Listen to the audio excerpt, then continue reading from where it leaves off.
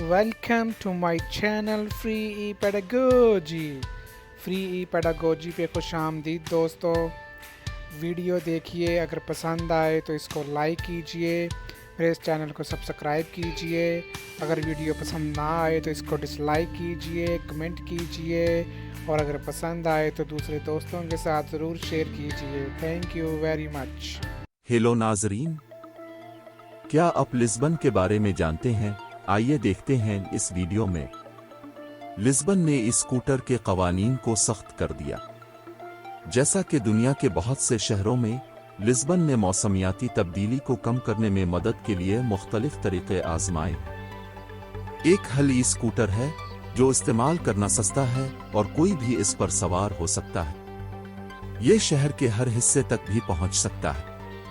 اگرچہ اسکوٹر کے بہت سے فوائد ہیں، لسبن اب جدید ترین شہر ہے جو مسائل کی وجہ سے استعمال پر سخت قوانین لا رہا ہے۔ کارلوس موئیدس، میئر کا کہنا ہے کہ اب سے چیزیں ہوں گی تبدیلی، پارکنگ کے لیے مقررہ جگہیں ہوں گی اور کرایہ پر لینے والی کمپنیاں محدود تعداد میں اسکوٹرز کی مالک ہوں گی۔ گاڑیوں کو بھی زیادہ آہستہ چلانا پڑے گا۔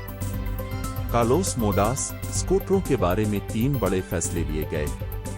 پہلا، لازمی پارکنگ کی جگہیں، تاکہ لوگ اپنے اسکوٹر کو جہاں کہیں بھی نہ چھوڑ سکیں۔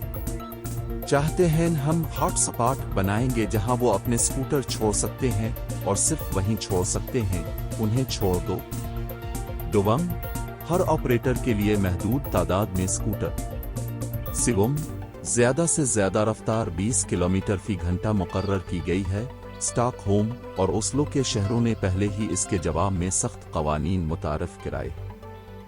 حادثات اور دیگر مسائل۔ مارینو ماچاڈو ایک ہسپتال کے سرجن ہیں اور اس کے ساتھ سڑک حادثات پر تحقیق بھی کر چکے ہیں۔ اسکوٹر۔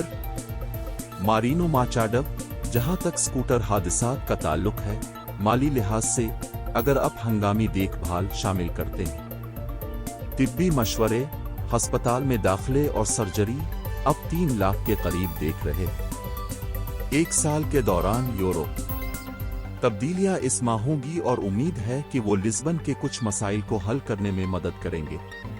مسائل: اگر ایسا نہیں ہے تو بارسلونا کی سڑکوں کی طرح اسکوٹرز پر پابندی لگائی جا سکتی ہے، اور مونٹریال